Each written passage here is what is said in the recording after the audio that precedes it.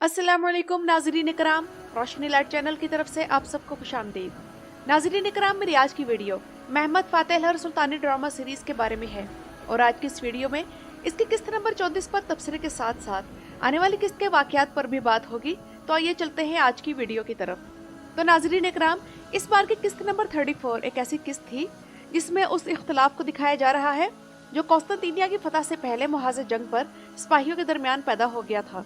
कुछ लोगों को ये किस्त बड़ी आम सी लगी होगी सिवाय कुछ अहम सीन्स के, लेकिन सीरीज में ये फ्लक्चुएशन आता रहता है और ये एक नेचुरल सी बात है कि कभी किस्तें बड़ी एक्साइटिंग हो जाती हैं और कभी नॉर्मल सी रहती हैं।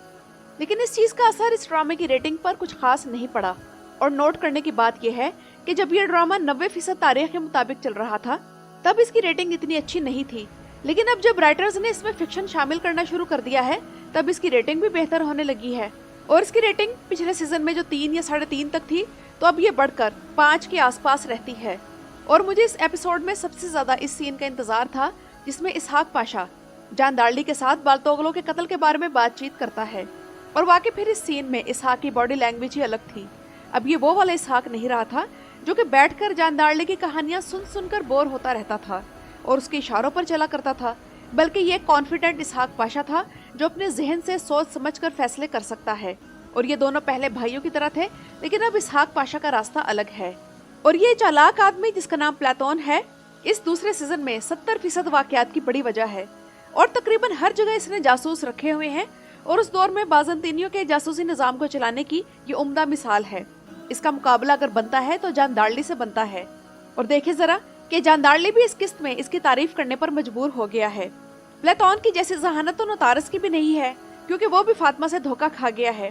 सच पूछे तो इसका नाम बाज़ंतीनी शैतान होना चाहिए, जो कि धीमा धीमा मीठा मीठा बोलकर बड़े बड़े काम कर जाता है। लेकिन जो किरदार इस किस्त में हमारा दिल जीत कर ले गया वो हैरी का किरदार था।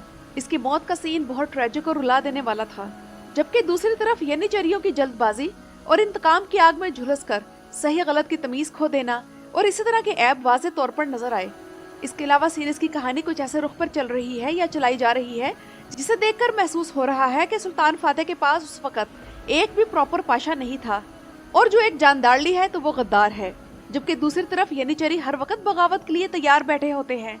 और चले छोड़े, यनिचरियों का ये रवैया तो हम सीजन 1 से ही देख रहे हैं, लेकिन अब अकिंजी भी इस लाइन में आकर खड़े हो गए हैं। तो ये रवैया किसी भी कबीले के जंगजुओं के शाया निशान नहीं, तो इतनी बड़ी फौज जो कौस्तांतीनिया की फतह के लिए पहुंची हुई थी, इन्हें कैसे सूट कर सकता है। लेकिन इस किस्त में कुर्चू को बिल्कुल भी इल्जाम नहीं दिया जा सकता, जबकि दूसरी तरफ खिजर चेलेबी भी बेकसूर है, क्योंकि वो इस तरह किसी को भी इल्जाम देकर फांसी नहीं लगा सकता था। तीसरी तरफ इसहाक पाशा ने भी मौके की नजाकत के हिसाब से बिल्कुल दुरुस्त फैसला किया। और नाज़रीन इकराम, एक बड़ी कमी जो ड्रामे में महसूस हो रही है वो ये है कि अभी सुल्तान फातेह का दीवान नामुकम्मल है और इस दीवान में बहुत से तारीखी किरदार शामिल नहीं। दूसरी बात ये कि उधर रोमन साइड पर राइटर्स मुसलसल किरदारों का इजाफा किए चले जा रहे हैं और आने वाला नया किरदार शायद डॉन फ्रांसिस्को डी टोलेडो है, जो कि स्पेन की सल्तनत का एक सिपाही और पेरो के इलाके का 5वां वाइसरॉय था। लेकिन सवाल ये है कि ये तो 1515 में पैदा हुआ था, यानी कि कौस्तांतीनिया की फतह से 62 साल बाद, तो राइटर्स इसे पहले क्यों ले आए। और उसके भाई अलवारो की मौत के बाद आने वाली किस्तों में डॉन फ्रांसिस्को की रिवेंज स्टोरी शुरू होने जा रही है, जो कि कई किस्तें ले लेगी। जिस तरह बाल्तोगलो की मौत का मामला हल होने में 3 किस्तें लग गई। और ऐसा तारीखी ड्रामों में होता रहता है, क्योंकि इतनी बड़ी फतह दिखाना आसान काम नहीं। इसमें सामान भी ढेर सारा चाहिए और इसकी तैयारी और शूटिंग भी वक्त लेगी। लेकिन नाज़रीन इकराम, मैं ये कहना चाहूंगी कि कम से कम ऐसे सिनेरियो ना दिखाए जाएं कि जान दार्ली जैसा अजीम चालबाज अपना खंजर भूल गया। क्योंकि कोई मुझे यहाँ ये समझा दे कि क्या जान दार्ली जैसे रुतबे और जहानत वाले आदमी के लिए ये मुमकिन है कि वो अपना खंजर भूल जाए, और वो भी उसका ऑफिशियल हथियार, और दुश्मनों के पास वो भूल गया। और फिर वो बड़े आराम से कश्ती पर चला जाता है और समुद्र के दरमियान में जाकर इसे याद आता है कि ओह, मैं तो अपना खंजर भूल गया।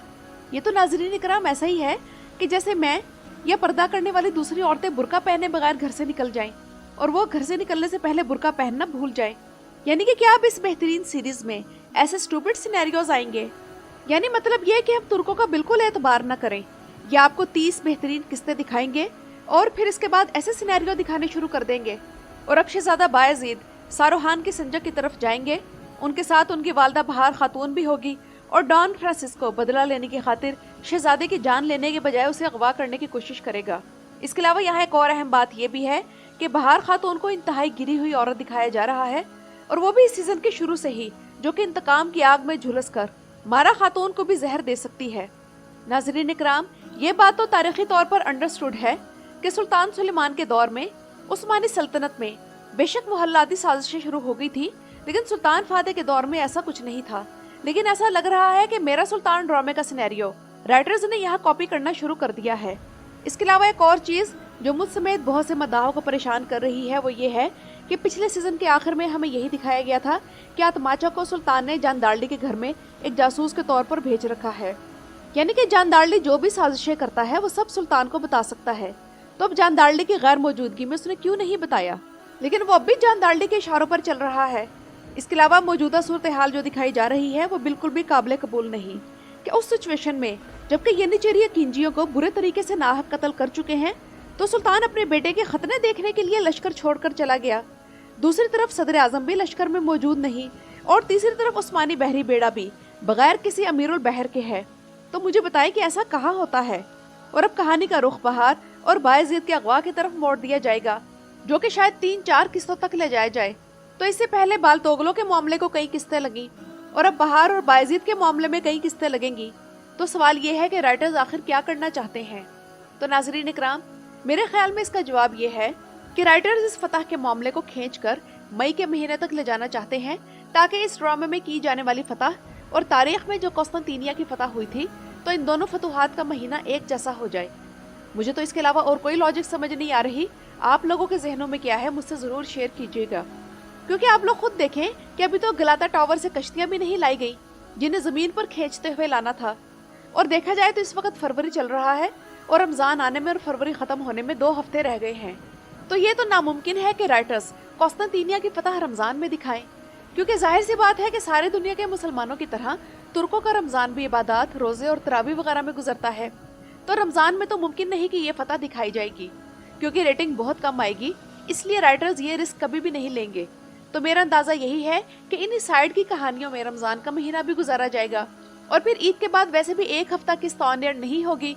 इसके बाद मार्च अप्रैल भी गुजार कर मई में जाकर हम कौस्तांतीनिया की फतह देखेंगे, जिसके बाद जानदार्ली का मामला भी कई किस्तें लेगा, और जानदार्ली की मौत पर जून में इस सीजन का एंड होगा। तो इस मामले में आप लोगों को क्या लगता है, कमेंट्स में जरूर शेयर कीजिएगा। और मेरी आज की वीडियो देखने का शुक्रिया।